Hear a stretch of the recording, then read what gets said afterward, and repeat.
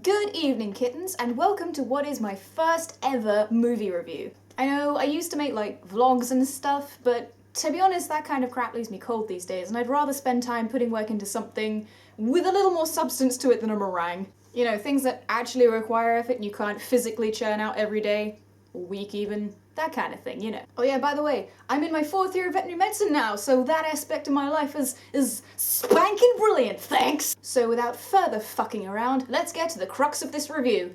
Shark Tale. Buckle up, fuckos! So remember when a little film was released in 2003? You know, just a small little Disney Pixar film that smashed all known animated film records? It's fair to say that Finding Nemo really set the standard for animated features back then. How could it not? Perfect cast, a geniusly simple yet effective plot, outstanding cinematography, direction from the gods themselves. I could ramble on all day for why I like Finding Nemo, but sadly, today we look at what Finding Nemo essentially birthed. Now, given the rampant success of Finding Nemo, it was kind of inevitable that someone was gonna come along and milk that poor little cash cow until she could give no more. And in that case, it was the team behind Shark Tale. How do you even sum up Shark Tale? For a start, it's a film that absolutely did not need to be set underwater. Change the characters to humans, African animals, Arctic animals, whatever the fuck's in trend in the movies right now, and you would have legitimately the exact same fucking story. Even the animation looks like it forgets it's underwater sometimes. It's so obviously riding on Finding Nemo's coattails! Ugh. But before I go slandering this thing before we've even had a chance to watch it, let's have a bit of background, shall we? The film was released in 2004 with a budget of $75 million, directed by Vicky Jensen, the director of Shrek, Bebo Bergeron, his name's Eric, who directed The Road to El Dorado, and Rob Lederman, who directed Los Gringos, a small-time short animated film. Why does he need to be here? But easily the most impressive thing about this film is its cast. I mean, good God, listen to this! Will Smith, Robert De Niro, Jack Black, Renee Zellweger, Angelina Jolie, Martin Scorsese, Ziggy Marley, sweet Jesus Christ on a cross! I don't like to use the term wasted too often, but fuck it, it really applies here. I will now attempt to sum up the plot in under 40 seconds so we know where we're going with this atrocious film, so time for alcohol!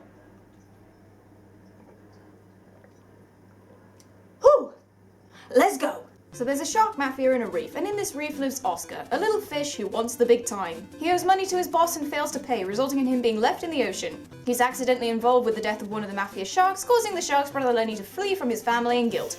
Oscar takes credit for the dead shark and becomes a huge celebrity. Lenny finds Oscar and blackmails him into keeping him at the reef as a secret. Oscar fakes Lenny's death to prove himself, Shark Mafia boss gets mad, kidnaps Oscar's best friend and tries to threaten him. Lenny is revealed to Mafia Shark boss and the boss tries to kill Oscar. Oscar captures him and reveals his lie to the reef but gets his best friend back and starts dating her happily ever after blah blah blah blah blah blah blah. As you can probably tell from what I've just said, it is the color by numbers version of a liar revealed gangster parody kind of film.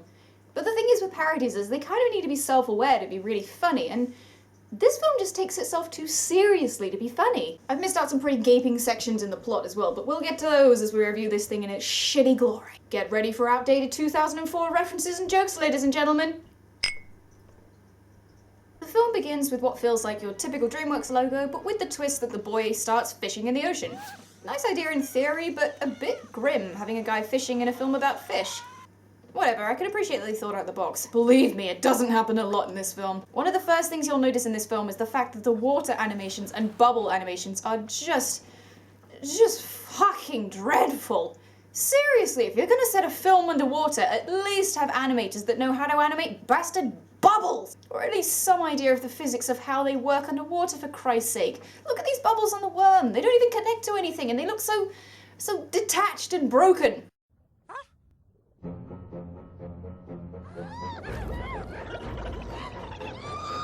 We are 45 seconds in, and we already have a Jaws reference. You didn't even wait. You didn't even fucking wait! And now we're introduced to one of the main characters, Lenny. Hi, I'm Lenny. Oh my God, did Jack Black take a baseball bat to the crotch? What is up with that voice?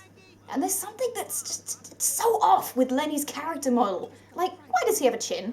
The other sharks don't seem to, and it makes him look incredibly stupid and block-headed. Not quite Uncanny Valley, but dangerously close.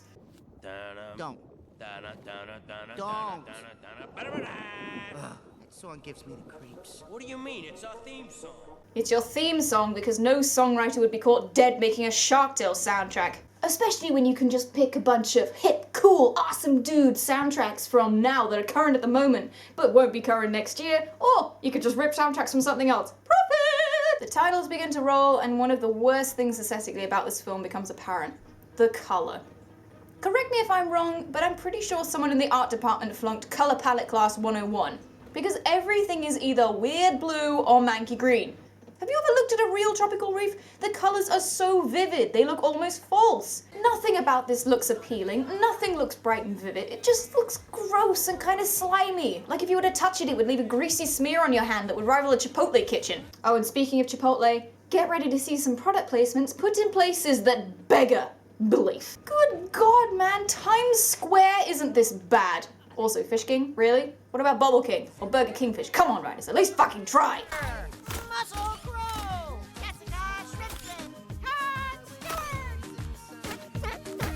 Oh, good puns, movie. But what about Sean Bream, Jennifer Sanders, Ringo Starfish? You missed the most obvious pun, I can't even. The world we're introduced to in this opening scene in general, though, is pretty bland. They don't really think way out of the box, and they just take a typical city, layer it a bit, and add fish instead of humans. Certainly nothing to get excited about, and I remember as a kid being relatively unimpressed. They also make some weird choices, like fish being stuck in traffic, which I can maybe get behind, but then this taxi fish just takes off and swims away. Why are they in traffic that they can swim away from? According to the latest scallop poll, fear of sharks is at an all-time high. Fear of sharks? These are fucking fish! They should be afraid! But anyway, time to meet our main man! Hi, I'm Oscar. Oh my... What in the name of fuck is that? And who greenlit that design? Huh? Who did this? Who is responsible? Oscar is the ugliest fucking character model I've ever seen. Hands down. I mentioned very mild Uncanny Valley with Lenny earlier, but flaming Christ, this is the definition of it. His mouth is uncomfortably large. His eyebrows exist on their own plane and just never move correctly. He has no consistent joints to his arms or legs. And breed of fish, you say? A Blue Streak Cleaner ass. This is what a Blue Streak Cleaner ass looks like. This is what Satan's gaping asshole looks like when you go to hell. It's not just his disgusting model, but just look at the chain. It's hanging onto nothing, it moves like it's made of tin foil, and at one point it even clips his hat. This is a Hollywood-level movie with a fucking clipping issue! You know, it's times like this I am very grateful why I didn't exist. Then these little mini, thug, hood fish, I don't know, turn up and give Oscar a hard time for being broke. You so broke, yo baloney had no first name. I'm from the UK. I have no idea what baloney is, nor do I want to. Oh look, that chain does weigh something. Then we are introduced to what I can only describe as the most pointless character in the history of cinema. Seriously, this crab serves zero purpose to the story, only features for a running total of about a minute. And sweet Jesus is he annoying. Now that you live in that great penthouse, can I be your financial advisor? I don't know who wrote this guy, but they need to be fired. Yesterday. So Oscar finally saunters up to his place of work, because don't you know, kids, slacking's cool! The whale wash. Obviously a pretty lame play on a car wash. Don't get me wrong, I quite like the idea of a whale wash and it being like a car wash, but under the sea. But I feel like this is the only part of the movie the writers really had to try and bring something original to the table, and after they thought this bit up for the rest of the city, they were just kind of burnt out. And it's not like the whale wash is next level on the creative scale either. Again, it's just a human thing that's been dropped into the proverbial fish tank and seified. Good, lady. Yeah, keep up the bad work. I'm sorry, what did he say? Yeah, keep up the bad work. Keep up the bad work? Man! What a dick! I'm gonna take a wild guess here and say this fish is meant to be female. And here we have another main character, Angie. Oscar's best friend and genuine sweetheart, while at the same time being genuine nincompoop. Hot wax? Please. Kelp's great. We're having special. What do you say? Why not? It's mating season, and I'm feeling lucky. For God's sake, this is a kid's film. Leave that trash at the back door. I know it shouldn't upset me like it does, but this whale is so creepy.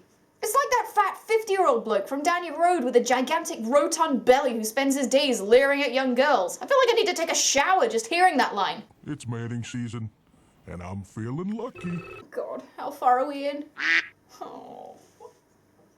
As we can see from this, world's clumsiest exposition, Angie's clearly got the hots for Oscar. Why, you ask? I don't there. He's a complete dick, and only proven to be more of a dick as the film carries on. Yo, I'm sorry, Dunn. Angie needs to get her freak on. Would you hold for one moment, please? Thanks, dog. Such a charming guy, endangering her job by potentially pissing off customers. Well, of course I do. You're like my best friend. Does the phrase show, don't tell mean anything to you, movie? No? Didn't fucking think so. Also, please stop doing close-ups of his face. I'd quite like to sleep tonight. By the way, how is that belt staying on again? I'm gonna go with Oscar's magnetic. It kind of explains everything. So we get more disgracefully large product placements, and we transfer over to a shipwreck covered in blue raspberry Kool-Aid containing our two last yet-to-be-introduced main characters, Don Lino and Sykes. You cotton on pretty quickly that Lino is a parody, sort of The Godfather, but clearly the movie thinks this audience is way too stupid, so it makes absolutely sure to make sure that you know that this guy is The Godfather.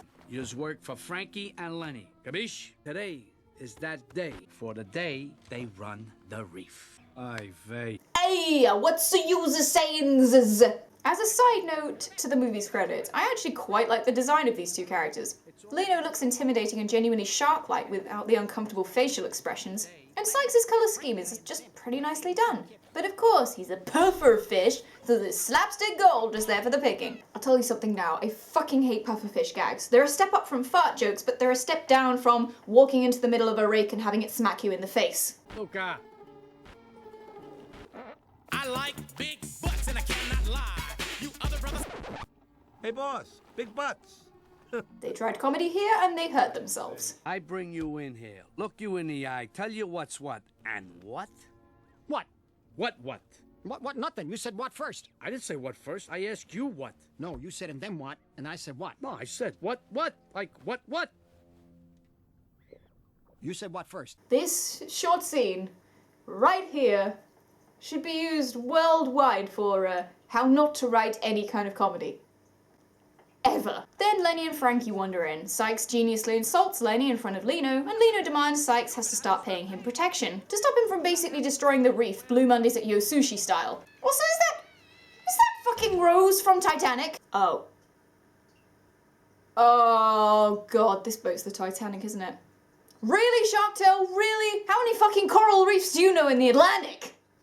Does the word iceberg mean anything? We cut back to the whale wash, and for once, Oscar is actually working. Stop your moaning, Oscar. It could be a lot worse, you know? Yeah, that's true. I could have this job and look like you. Our main character, everyone, such a lovable piece of shit. He gets into a kind of play fight with his co-worker, but instead blasts soap into a whale's eye. This scene exists purely for the end of the film to make sense with the trapping mechanism. Talk about a convenience. All right. But look what is burning. Just the fish we're looking for. Yeah. Rasta jellyfish. I don't have enough fingers on both hands to count how fucking wrong that is. Oh, Bob Marley. If only you knew your son was getting into this shit. But don't worry about it. I can feel myself turning inside out with how cringy this is. But anyway, Oscar's dragged to see Sykes, and somehow more racial jokes are squeezed into this film like a discolored sausage. Hey, now snap your fin right on it. Snap it. Oscar. You're not snapping it. Oscar. Oh, hey, don't sweat it, Sykes. A lot of white fish can't do it. Whitefish? That doesn't even work! Sykes is brown! So it turns out Oscar is pretty heavily in debt, and Sykes gives him 24 hours to pay 5,000 clams. Get it? 'Cause underwater? Please end my fucking life. He goes to Angie, who honestly doesn't give him enough of a bollocking, all things considered, and he confesses that all he wants to be in life is to be a somebody with a shitload of money and a nice apartment. He talks about how his dad was the greatest tongue scrubber ever, and he wanted to be like him, but finishes by saying that Nobody loves a nobody. now, I'm sorry, but right there is a huge contradiction. He loved his dad. Clearly his dad was his idol. He even spoke about him at show and tell at school. Either the film is trying to point this out and I'm just being a bit dim, or Oscar really is that much of a dense motherfucker. Angie then feels bad for Oscar and does something totally selfless for him. A pink pearl? My grandmother gave it to me. I Take couldn't. it. It'll get you the money you need from Mr. Sykes. What has he done to deserve this sweet girl? Oh, and don't worry, he further rubs salt into this act of kindness later. Meanwhile, Lenny is given a hard time by his father after refusing to eat a live shrimp, and Lino demands Frankie take Lenny out into the ocean to become the shark he needs to be. Back at the reef, Oscar is taking Angie's clam to Sykes at the seahorse racing track to pay his debts off, when he overhears two random strangers saying the race is rigged for the rank outsider to win. And what does our protagonist do instead of using this selfless gift his best friend gave him to save his life? He fucking bets it on a tip he overhears from random strangers! How are we supposed to even remotely like this fucking character? He's poisonously selfish and an entitled little shit. And that's only the start of the Oscar's stupidest traits list. And what do you know, a gold-digging Angelina Jolie glitterfish overhears his enormous bet.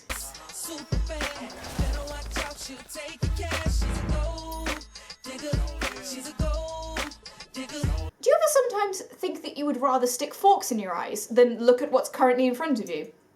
Because I'm feeling that right now. Oscar is clearly smitten with this, glittery abomination called Lola, and tries to chat her up in typical protagonist acts like a dumb fuck in front of every person they like manner. But then Sykes appears and reveals he's actually broke. Lola leaves after saying what has to be the most pointless line of exposition ever. Deep down, I'm really superficial. We fucking know! Your intro song was literally Gold Digger. Show, don't tell! Sit tight and watch the race with your good eye. With a good eye. Repeating terrible jokes does not make them magically funnier. So Sykes drags Oscar to his box to watch the race, and what do you know? His horse loses. Who'd have seen that coming, eh? He gets pissed, sends Oscar to be duffed up by Ernie and Bernie, while Frankie and Lenny shown up to find them. Frankie tells Lenny to eat Oscar, and Lenny tries but ultimately just can't. Instead, he cuts Oscar's ropes and tries to let him swim away, telling him exactly what to do, and Oscar completely ignores him. What did I tell you? I'm sorry, I didn't get it. You want me to go now? Oh, I guess we can add more on to this increasing list of so lovable, wonderful Oscar traits in this movie. Frankie loses his chill and goes after Oscar, but ends up being crushed by Deus Ex Machina. Lenny tries to free him, but he promptly dies in a scene that's actually pretty emotional, but still ruined by Jack Black's stupid voice. I'm so sorry, Frankie. Oscar then takes credit for killing Frankie by lying to Ernie and Bernie, and promptly the rest of the reef. And fish mussels? In their fucking fins! Please set this movie in the human world! And I'm his financial advisor. You want to see my puppets? Hello. Why does this fucking crab exist? Sykes promptly promotes himself to Oscar's manager and writes off his debt, negotiating a 50-50 split with Oscar's profits. Which, by the way, is fucking extortionate. We then cut back to the Sharks, who are attending Frankie's funeral, and despite ramming in another Titanic reference, it's so weirdly surreal and just so stupid that it's actually pretty funny.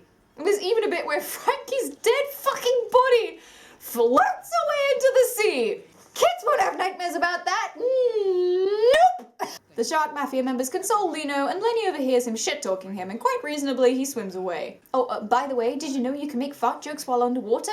You know, that highbrow humor that isn't just you writers scraping so hard at the bottom of the comedy barrel you're borderline digging to China? Any requests? Luca, how about that Titanic song? Oh, no. Enough Titanic jokes, we get it! Cut back to the reef, and we experience Oscar going through every early naughty's sudden fame montage that's an absolute snorefest of unoriginality and cliche. I'm pretty sure the brands were playing an internal game with each other to see whose product placement they could possibly be the most obnoxious. Seriously, look at this shit! It's making Food Fight look positively charitable. Also, by the way, am I the only one questioning their need for an elevator? He's a fish. He can swim to his apartment. Here's the big O. Pound that dog. Pound it. Oscar! Raise the reef! Raise the reef! Sykes' character just turns into more and more of a cringy mess the more the film continues, and just you wait until the end. Then Angie shows up to his party, bringing him the gift of a lava lamp, despite Oscar already having a gigantic one installed in the room. You know what I said about this movie being really unsubtle? They are with their metaphors too. It's like they want to grab us by the back of our head and smash us into the screen, repeatedly yelling, "Look! Symbolism for how Angie feels small and insignificant in Oscar's life!"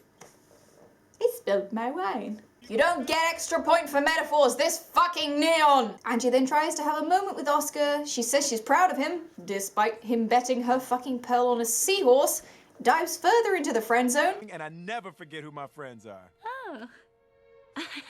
and is then cock-blocked, or is that clam jammed?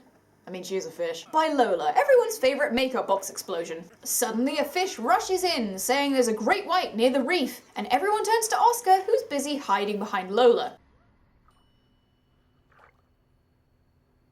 Oh! I guess we can add coward to this list of wonderful Oscar traits. Oscar goes off to find the sharks and bumps back into Lenny, who is hiding from The Shark Slayer.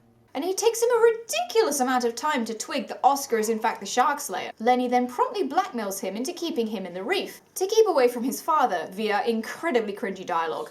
You dig, dog? Dig, dog. Dog dig. Dig, dog. Yeah. Yo, diggy dog. Who writes this down and looks at it, reads it back and says, "This is good. This is a good day's work." Oscar sneaks Lenny into the whale wash warehouse with an off-puttingly unfitting soundtrack. Because more padding, it's more money. Duh. And we get another fucking useless crab scene. That's great. Well, gotta go. My show's on. Every time this crab sends something, a small innocent mouse dies. Lenny settles himself in and confesses to Oscar what he hasn't been able to tell anyone else, that he's a vegetarian. As if it wasn't fucking obvious enough already from the former shrimp scene. He also makes what has to be the most clumsy Godfather reference ever, as in, he literally calls his dad the Godfather. You didn't even try, movie! You didn't even fucking try! Oscar then goes back to his apartment and finds Lola alone, followed by the most awkward and somewhat inappropriate scene. Seriously, look how uncomfortable this is. It's not even nice to look at aesthetically. It's too pink after such a blue movie. Even the animation is fucked. Not once does Lola make eye contact with Oscar. Look, animators, if you're gonna split up characters into animation segments, I totally get that. It saves workloads, it gets things done quicker, it means people can use the same models all the time. But maybe at least fucking talk to each other when you're having a scene with two characters together? This kind of bad animation for a Hollywood level film? Inexcusable, quite honestly. Oscar returns to Lenny and finds that Angie is already there and knows about everything. How could you lie to me, Oscar? Me! Girl, that's like a third of the dick things he's done to you. I mean, what'd you expect? You just take credit for killing a shark and then everything be fine and dandy for the rest of your life? Yeah. I guess we can also add vain and delusional to the Oscar twat list. But anyway, Lenny comes up with a plan to make Oscar seem like a real shark slayer and for him to disappear from the shark mafia. Lenny enters the reef and Oscar appears to save the day.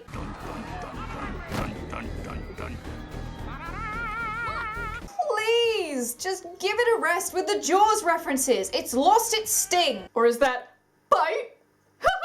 I'm sorry, I'll show myself out.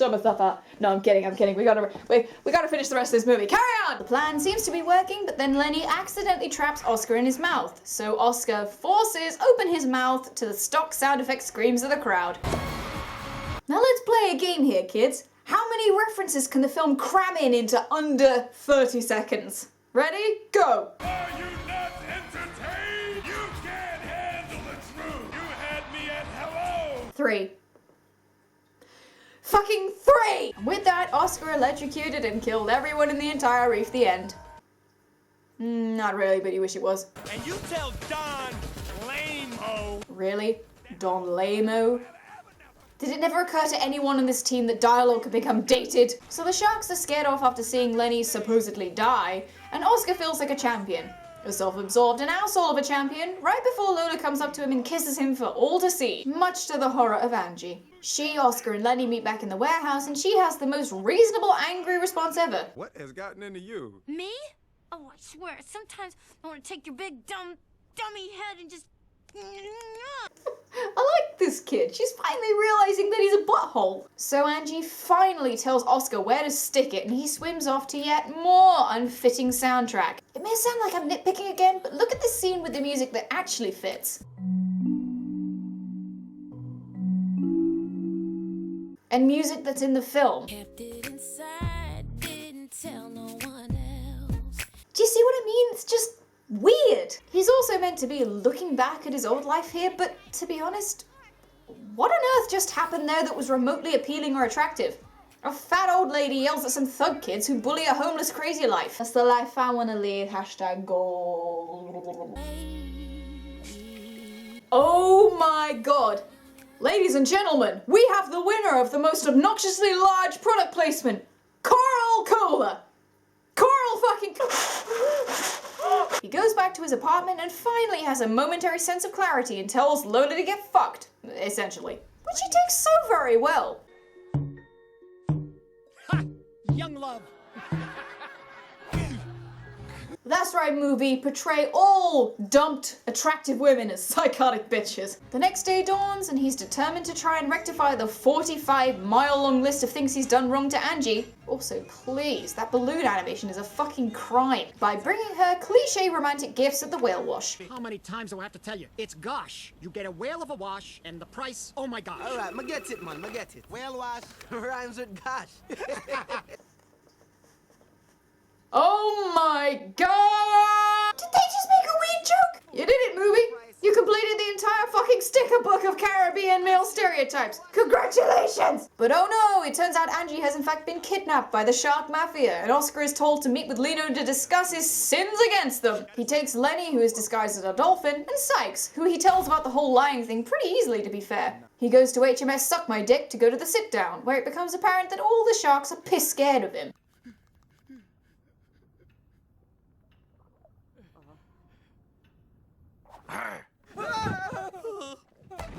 Please, we do not need comic relief for every verse end. Lino appears with Angie as his prisoner and apparently Lola is in on this? Excuse me, but how did that even fucking go down? Hang on a minute, no. This review is long enough without going into that shit. Fuck that, quite frankly. Lord, if I wasn't married.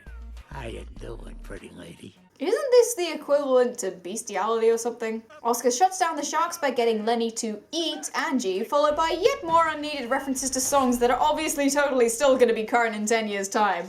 Dun, dun, dun, dun, dun, dun, dun, dun, can't touch this. Dun, dun, dun, dun, dun, dun, dun, dun, can't touch. But Oscar, once again, fucks things up by letting his own ego getting in the way. Lenny can't keep Angie in his mouth and he pukes her up, revealing to the sharks that he is actually Lenny.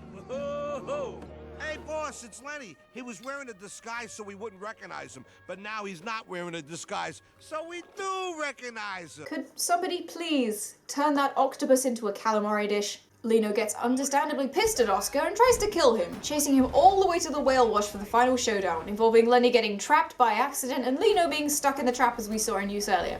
Told you that pointless scene wasn't 100% pointless. But after what feels like a millennium, Oscar reveals he isn't the shark slayer and he made it up to better himself. He has an emotional moment with Lenny and Don Lino, persuading him that his son is fine just the way he is.